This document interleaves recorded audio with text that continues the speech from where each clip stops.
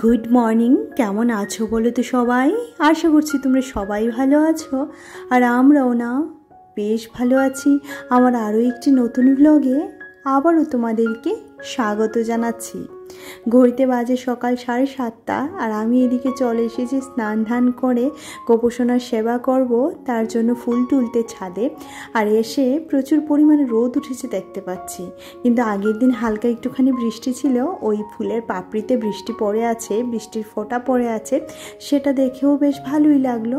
আর প্রত্যেকটা ফুল গাছ থেকে ধরে তুলে নিচ্ছি, আর আমার মনে হয় ফুলগুলি ফুটেই ভগবানের চরণে যাওয়ার জন্য, তাই প্রত্যেকটা ফুল তুলে আমার পুজো দিতে সকাল সকাল এত পরিমাণে ভালো লাগে যে কি বলি। আর আজকে রোদের তাপমাত্রাটা একটুখানি কমই আছে, আর আজকে না আমাদের একটা নেমন্তন্ন বাড়িতে যাওয়ার আছে, তো সেই কারণে একটু তাড়াহুড়ো করে সমস্ত কাজকর্ম শেষ করে নিতে হবে।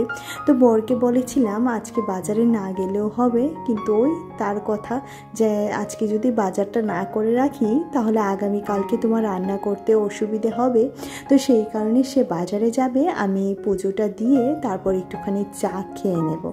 আর এদিকে কিন্তু আকাশটা প্রচণ্ড পরিমাণে মেঘ করে আছে, আর জানি না বাড়িতে যেতে পারবো কি না, বৃষ্টি আসে নাকি সেরকম পরিমাণে, তো সেটাই বুঝতে পারছি না। যাকে বৃষ্টি আসুক বা ঝড় আসুক, যেখানে নেমন্তন্ন করেছে সেখানে কিন্তু আমরা যাচ্ছি। আর এদিকে দেখো আমাদের গোপোষণার সেবাও কিন্তু কমপ্লিট হয়ে গেছে। সকাল সকাল সমস্ত ঠাকুরের সেবা কমপ্লিট করে এবার একটুখানি চা খাবো। ওই সকালে উঠে কিছু সেরকম খাই না তো পুজো দেওয়া অবধি, তো সেই কারণে সকালে গোপোষণার সেবাটা দেওয়া অবধি কিছু খাওয়া হয় না, সেই কারণে একটুখানি খিদেও লেগে যায় এই সময়টায় এসে। তো একটুখানি জল খেয়ে তারপর স্নানে চলে গেছিলাম, জলটাই ছিল পেটে। আর এদিকে দেখো দুজনার জন্য চাটা ছেঁকে নিয়েছি, আর চাটাকে এবার ভালো করে একটুখানি চামচ দিয়ে নেড়ে নেব, না হলে দুধটা গুলতে চাইবে না। তো চায়ের সাথে আজকে কি নিয়েছি বলো তো? আজকে নিয়েছি চিড়ে ভাজা। তো গতকাল তার আগের দিন আমি মিঠিকে স্কুল বাস থেকে নামিয়ে আনতে গেছিলাম, তখন চিড়ে ভাজা নিয়ে এসেছিলাম। মিঠির পাপাকে বললে সেগুলি ও আনতে একদমই ভুলে যায়, সেই কারণে আমি একদম মনে করে এগুলি নিয়ে আসি। আমার ভীষণ পছন্দের, বিশেষ করে চায়ের সাথে খেতে কিন্তু বেশ লাগে। আর এদিকে বুঝতেই তো পারছো এটা অনেকটাই বেলা, ও কিন্তু বাজারটাও তুলে নিয়ে এসেছে, পুরো বাজার ধরে তুলে নিয়ে এসেছে। একটা ডাঁটা এনেছে, আর ডাঁটাটা কি সুন্দর জানো, এত সুন্দর এত সুন্দর, একখানা ডাঁটা দিয়ে না 2-3খানা তরকারি খাওয়া যাবে। আর এদিকে আমি সবজিগুলিকে বেশ ভালো করে একটুখানি গুছিয়ে নিচ্ছি। ওই কচুর লতিটাকে যদি আজকে একটু ছাড়িয়ে রাখতে পারতাম বেশ ভালো হতো, একদম এই অবস্থাতে, না হলে শুকিয়ে গেলে না লতি ছাড়াতে ভীষণ অসুবিধে হয়।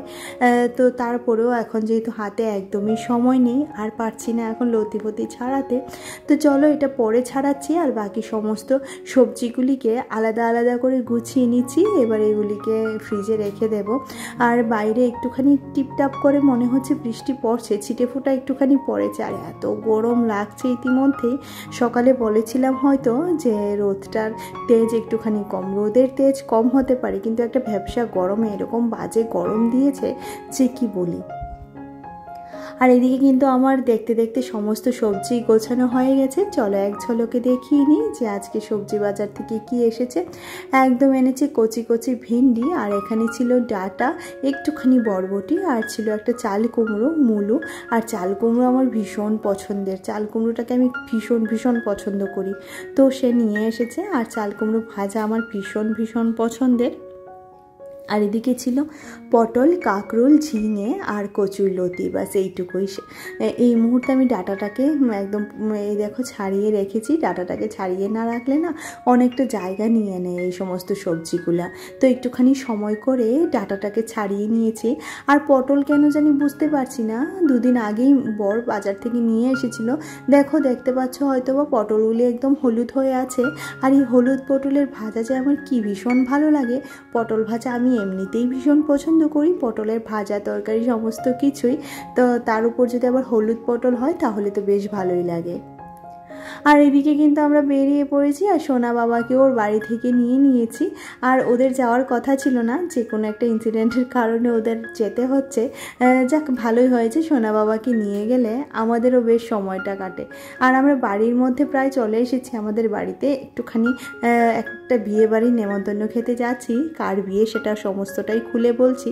তবে ওর অবস্থা দেখো, যেই আমরা বাড়ির গলিতে ঢুকেছি ও না একদম ও এত খুশি হয়েছে, এত খুশি হয়েছে, চলে এসেছি বলে ওর খুশি না ও আর ধরে রাখতে পারছে না। আর আজকে কিন্তু আমি তোমাদের সাথে শেয়ার করতে পারিনি যে আমি কীভাবে রেডি হয়েছি, কারণ তোমরা অনেকেই বলো শাড়ি পরলে আমাকে বেশ ভালো লাগে, কিন্তু এই সমস্ত গ্রামের বিয়েতে একটুখানি শাড়ি না পরলে ভালো লাগে না, কারণ একটুখানি যখন যাব সবাই তো জিজ্ঞাসা করবে, তো সেই কারণে একটুখানি শাড়িটা পরে আসলাম। আর এখন আমরা সবাই গাড়ি থেকে নেমে যাচ্ছি, আর ও দেখো নেমে পড়েছে, এবার বলছে আম কোথায়, তো মিঠি বলছে এই দেখ উপরে আম আছে। তো মানে ওর ঠিক মনে আছে যে এই গাছে আম ধরেছে, সেটা ওর ঠিক মনে আছে। আর এদিকে আমি এসে দেখছিলাম খুব সুন্দর একটা পায়রা, মাথায় একটু সিঁদুর লাগানো, হয়তো বা কেউ ছেড়েছে, তো এটাকে দেখে আমার বেশ ভালো লাগলো, কি সুন্দর ঘুরছিল বাড়িতে। তো ওকে একটুখানি খাবার টাবারও দেওয়া হয়েছিল। আর এদিকে দেখো আমার সোনা বাবা খাচ্ছে কি বলো তো, আমসত্ত্ব। এটা আমার শাশুড়ি মা ঘরে বানিয়েছে আমসত্ত্ব। মা অনেক আমসত্ত্ব বানিয়েছে, যেটা শেয়ার করা হয়নি তোমাদের সাথে, তবে অবশ্যই আরেকদিন শেয়ার করব যে মা কতগুলি আমসত্ত্ব বানিয়েছে। উনি পারেনও বটে, জানো তো, আমাদের এত ধৈর্যই নেই এত কাজ করার, কিন্তু মা এই আমসত্ত্বটা বেশ দারুণ বানায়। আর ও তো খেতে পারছে না, ঝাল লাগছে একটুখানি, মা আবার এটাতে টক ঝাল মিষ্টি করে বানায়, তো বেশ ভালো লাগে। তো এই পায়রাটা এখানে খাচ্ছিল, আমি একটুখানি ওর ভিডিওটাও নিয়ে নিলাম। পায়রাটা ভীষণই সুন্দর। তারপর এদিকে দেখো সবাই মিলে চলে গেছিলাম বিয়ে বাড়িতে। শাশুড়ি মা এসেছিলেন, শ্বশুরমশাই এসব জায়গাতে যান না, বলতে গেলে উনি এখন আর নেমন্তন্ন খান না, কারণ একটুখানি বয়সের দিকে যাচ্ছে তো, আর বাবুর শরীরটাও সবসময় ভালো থাকে না, তো সেই কারণে। এখন বলছি কার বিয়ে। এই যে ছেলেটাকে দেখতে পাচ্ছ, ও কিন্তু আমাদের বাড়িতে একটা রাইস মিল আছে, তোমরা জানি না তোমাদের সাথে শেয়ার করেছি কি না। ওই রাইস মিলে ছেলেটা থাকতো আমার বিয়ের পরে। ও না আমাকে ভীষণ হেল্প করতো সমস্ত কিছুতে, জানো তো। যেমন মিঠি হওয়ার আগে ওর কাছ থেকে আমি অনেক ধরনের হেল্প পেয়েছি, অনেক ধরনের হেল্প। তো সেই কারণে ওর বিয়েতে তো আসতেই হতো বলো। আর যখন যারা আমাদের জন্য একটুখানি করে না, সেই সময়টা মনে রাখতে হয়। তো আমিও না তাদের মধ্যে একজন। ওই সময়টা ভুলে গেলে হয় না যে সে আমার জন্য অনেক কিছুই করেছে। মিঠি ছোটোবেলায়ও ওকে কুলে নিয়ে ঘোরানো, অনেক কিছুই। আর মিঠি হওয়ার আগে তো বিশেষ করে আমার অনেক পরিমাণে যখন মানে একটা কিছু করতে পারতাম না, একটা কাজ করতে পারতাম না, তখন সে করে দিত। আসলে কি বলো তো, সমস্ত সম্পর্ক ওই রক্তের বা আত্মীয়তা দিয়ে হয় না, কিছু আত্মারও থাকে। তো ও হচ্ছে আমাদের বাড়ির সবার জন্যই অনেক কিছু করেছে। আর এদিকে দেখো আমাদের বাড়িতে সকালে আসতো আর ও রাত্রে যেত। পুরো সময়টা আমরা কি করতাম বলো তো, যখন অবসর থাকতাম তখন বসে লুডো খেলতাম, বেশ ভালোই লাগতো। তো ওর বাড়িতে আসার জন্য অনেকবার সে বলেছিল, কিন্তু কখনো আর আসা হয়নি। তো বহুদিন পর ওর বাড়িতে আসার সুযোগ পেয়েছি, ওর মা ছিল যখন তখনও বলেছিল, কিন্তু আমরা আর সেরকমভাবে আসতে পারিনি গো। কিন্তু এখন এসেছি, আর পিসিমণি নেই, সেটাও মানে খারাপ লাগছিল। আর এদিকে ও হচ্ছে ওর ছোট ভাই, তো বলছিল কি করছে, ভিডিও কেন করছে। তো মা আবার এক্সপ্লেন করে দিচ্ছে মা আমি কেন ভিডিও করছি। আর মা না আমার ভিডিও করাতে ভীষণ উৎসাহ দেয়, জানো তো। এরকম উৎসাহ দেওয়া শাশুড়ি মা, সেটা পাওয়াও কিন্তু ভাগ্যের ব্যাপার। যখনই যা করি মা কখনোই কিছু বলে না করে না। তো এদিকে দেখো আমি চলে এসেছি। আর এই যে তোমরা তো দেখতেই পেলে, এটা একটা স্কুল, কিন্তু স্কুল মাঠ দিয়ে লাগোয়া রাস্তা দিয়ে ওদের বাড়িটা। তো এখন বেরিয়ে পড়েছি। এসে এই যে চা গাছের ভেতর দিয়ে কোথায় যাচ্ছি বলো তো, ওই যে পেছনে এতগুলি ফুল গাছ দেখতে পাচ্ছ, এত সুন্দর ফুল আমি কখনোই এরকম কালারের ফুল দেখিনি। এত বেবি পিঙ্ক কালারের ফুলগুলি। আর আমার মেয়ে তো পিঙ্ক কালারের ভীষণ পাগল। যাওয়ার সময় সে দেখে গেছিলো গাছগুলি, তো সে বলছিল মা চলো না প্লিজ গাছটার কাছে যাই, কিন্তু গাছটা অনেক দূরে, জানো তো, শাড়ি ঠাড়ি পরে না, আর সেরকমভাবে এত দূরে যাওয়া যাবে না। তো তার মনটা খারাপ হয়ে গেছিলো, সে গাছটার কাছে যেতে পারছে না, একটা ফটো উঠতে পারছে না, সে কারণে যাকে একটুখানি ঘুরে নিলাম। আর এই চা গাছগুলি দেখেছ, পাতা তোলার সময় হয়ে গেছে মনে হয়। তো চা গাছগুলিও বৃষ্টির জল পেয়ে খুব সুন্দর। আমাদের বাড়ির এই জায়গাগুলি এত সুন্দর যে ছবি তোলার জন্য একদম পারফেক্ট, কিন্তু আমরাই এই জায়গাতে ছবি তুলি না। বাইরে থেকে অনেকে আসে যারা এই সুন্দর বাগান দেখে ছবি তুলে, কিন্তু আমাদের কখনোই তোলা হয়নি, সেরকম করে এদিকে আসা হয়নি। তো আমি আমার এই 12 বছরের বিবাহিত জীবনে মাত্র 2বার এদিকে এসেছি, ভাবা যায়। আর এদিকে ওর পাপাও একটুখানি করছে ভিডিও, আমিও একটুখানি ভিডিও করছি। আর এত সুন্দর জায়গা পেলে ভিডিও ছবি একটা কে না করে বলো। আর মা তো বলছিল চলো চলো বাড়ি যাই। আসলে কি বলো তো, ওই আমার সোনা বাবা এসেছে তো ওর সাথে একটুখানি সময় কাটাতে হবে। আমরা আবার চলে যাব আগামীকালকে, আবারও মিঠির এক্সাম আছে, তো পড়াশোনা করিয়ে নিয়ে এসেছি, আবার কালকে এক্সাম আছে। সমস্তটা কিছু মিলিয়ে একটুখানি ব্যস্তই বলতে গেলে মিঠি তো। আর মিঠির সাথে সাথে তো আমি অবশ্যই আছি।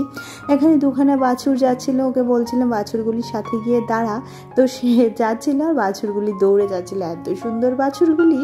আর ওই গ্রামে আসলে না এই সমস্ত কিছু বেশ দেখা যায়, তাই না? আর এদিকে এই যে জমিটাতে চলে এসেছি, এটা কিন্তু আমাদের শ্বশুরমশাইদেরই জমি তো। এটা এখান থেকে বেশ কয়েকটা কাঁঠাল নিয়ে নেব। কাঁঠাল গাছও দেখতে পাচ্ছিলাম, এখানে একখানা তেঁতুল গাছও আছে, এই যে তেঁতুল গাছটি, আর বেশ কয়েকটা নারকেল গাছও আছে। এখানে অনেকটা পরিমাণেই জায়গা, এটা এখন লোকে ব্যবহার করছে, আমরা এই জায়গাতে কিছু করিনি। এখন এটা প্রায় ভাড়া দেওয়া আছে বলতে গেলে। ওনারা এখানে কাজ করে, তো বলছিলাম পায়ে লাগবে বাঁশগুলি, যাস না। তো এখানে দাঁড়িয়েছিল ওর পাপার সাথে, আর ওর পাপাকে বলছিলাম দাও না কয়েকটা কাঁঠাল পেরে, কি সুন্দর কাঁঠালগুলি ধরে আছে। জানি না কাঁঠালগুলি পাকবে কি না, কিন্তু এত পরিমাণে কাঁঠাল দেখে আর লোভ সামলাতে পারিনি, কেটেই নিলাম জানো তো। আর এদিকে ওর পাপা একটার পর একটা কাঁঠাল ফেলছে, আর আমারও না এটা দেখে আর তর্স হয়েছিল না। আমিও কি করেছি বলো তো, একদম নেমে পড়েছিলাম কাঁঠাল পাড়ার জন্য। তো এদিকে মা আর আমি দুজনা মিলে, ওই যে বলছিলাম মা আমার সমস্ত কিছুতেই ভীষণ সাপোর্ট করে, তো এখানে বলছে চলো তুমি আর আমিও দুখানা পারি। তো হচ্ছে কি মজা হচ্ছিল এগুলি, কিন্তু শাড়িটা পরে সেরকম পারছিলাম না। তারপর এটা তো ফেলতে পারিনি, তারপর মিঠির বাবা এটাকে ফেলেছে। তো চলো তোমরা দেখতে থাকো আমাদের আনন্দ ফুর্তি। আর আমি এই সুযোগে একটুখানি গত ভিডিওর কমেন্টটা পড়ে নিই। তো প্রথম কমেন্ট করেছি জায়রা কিচেন থেকে। উনি বলেছেন দিদিভাই আপনার ভিডিও দেখতে চলে এলাম, খুব সুন্দর হয়েছে আপনার ব্লগ ভিডিও, সব মিলিয়ে অনেক ভালো লেগেছে ভিডিও। অসংখ্য ধন্যবাদ দিদিভাই যে আপনি আপনার মূল্যবান সময় দিয়ে ভিডিওটি দেখেছেন। আর মনিকা দিদিভাই বলেছিল যে মিঠির হাতে তৈরি কার্ডটা খুবই ভালো হয়েছে। হ্যাঁ গো সুদপা, অনেক বছর পর দর্শন করলাম মা, কি শান্তি হলো গো আমার মাকে দেখে। গোপাল সোনার দর্শনও খুব সুন্দর। অসংখ্য ধন্যবাদ দিদিভাই, তোমাকে এই ছোটো ছোটো খুশি দিতে পেরে না আমার ভীষণ ভালো লাগে। আর তোমাকে দেখার আমার ভীষণ ইচ্ছে, অবশ্যই করে আসো, একবার তোমার সাথে দেখা করি। রুম্পা দিদিভাই বলছিল মন্দিরটা খুব সুন্দর। অসংখ্য ধন্যবাদ দিদিভাই, সুন্দরের পাশাপাশি কিন্তু এই মন্দিরটা ভীষণ পরিমাণে জাগ্রত। তারপর মনিকা দিদিভাই আরও বলেছিলেন থ্যাংক ইউ সুতপা বোন, আমার ত্রিপুরা মানুষদের মনটা এরকমই সরল হয় গো, তাই না? তাই নাকি দিদিভাই? অসংখ্য ধন্যবাদ। সত্যি ত্রিপুরার মানুষরা ভীষণ সরল হয়। আর এদিকে কিন্তু আমরা বাড়ি থেকে বেরিয়েও পড়েছি। আর বাড়ি থেকে প্রায় 2 কিলোমিটার দূরে হবে একটা চড়ক পূজা হচ্ছে। তো যদি এখানে থাকতাম তাহলে অবশ্যই করে আসতাম, কিন্তু যেহেতু থাকছি না আর আসাও হচ্ছে না, আর একটু সময়ও নেই যে এখানে দাঁড়িয়ে দেখব। আর সবাই মিলে এবার চেঞ্জ করে চলে যাচ্ছি, কারণ ওই শাড়ি জামা কাপড় পরা হয়েছে, তো মিঠিকেও চেঞ্জ করে দিয়েছি, আমিও চেঞ্জ করেছি। আর সোনা বাবা চলে এসে ও কিন্তু গাড়ি থেকে নেমেও পড়েছে। ওর বাবা এসে ওকে এগিয়ে নিয়ে যাচ্ছিল, ওর বাবা আজকে যায়নি। তো এদিকে দেখো আমরা এবার বাড়ির উদ্দেশ্যে যাচ্ছি, আর সোনা বাবাকে রেখে যাচ্ছি। বেশ ও না থাকলে বেশ মজা হয়, কারণ এত দুষ্ট তো ওর সাথে দৌড়াদৌড়ি করে, ওর সাথে চেঁচামেচি করে সময়টা বেশ ভালোই কাটে। তো এদিকে দেখো ওর কাছ থেকে আমার ননদের কাছ থেকে বিদায় নিয়ে নিলাম। আর এদিকে আমরাও ঢুকে পড়েছি, কিন্তু এখন গিয়ে সংসারের কাজ করতে হবে, বিশেষ করে রান্নাবান্না। আর আমি বেশ কিছুদিন ধরে একটুখানি ভিডিওতে ইরেগুলার হয়ে গেছি, কারণ বুঝতেই তো পারছো মেয়ের হাফ ইয়ারলি এক্সাম চলছে, যে কারণে একটুখানি ইরেগুলার হয়ে পড়েছি।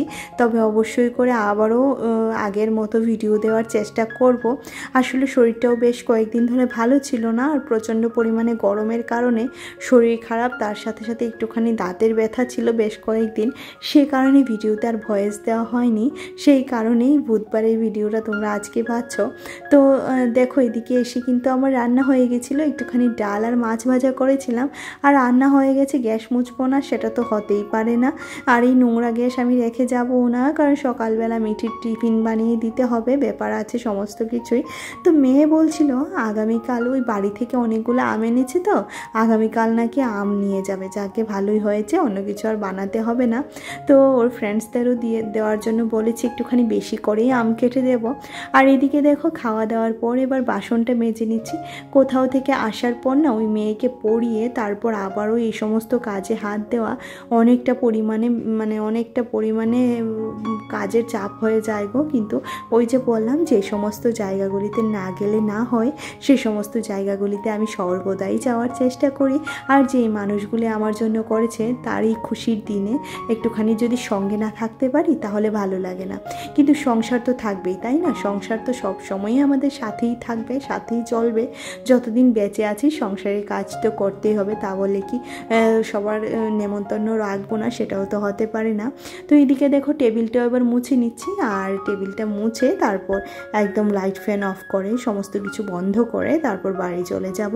তো চলো আজকের মতো এখানেই ভিডিওটি রাখছি। ভিডিওতে কিছু ভালো লাগলে অবশ্যই একটা লাইক করে দিও, কমেন্ট করে জানিও যে কি ভালো লাগলো, আর পারলে চ্যানেলটিকে সাবস্ক্রাইব করে দিও, পাশে থাকা বেল আইকনটিও ক্লিক করে দিও, যাতে করে আমি যখনই ভিডিও আপলোড করি নোটিফিকেশনটা তোমরা পেয়ে যাও আর সবার আগে সিন করতে পারো। ততক্ষণের মতো সবাই ভালো থেকো, সুস্থ থেকো এবং নিজের শরীরের খেয়াল রেখো, কারণ ভালো থাকাটাই হচ্ছে সবচেয়ে বেশি জরুরি।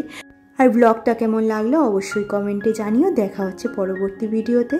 টাটা।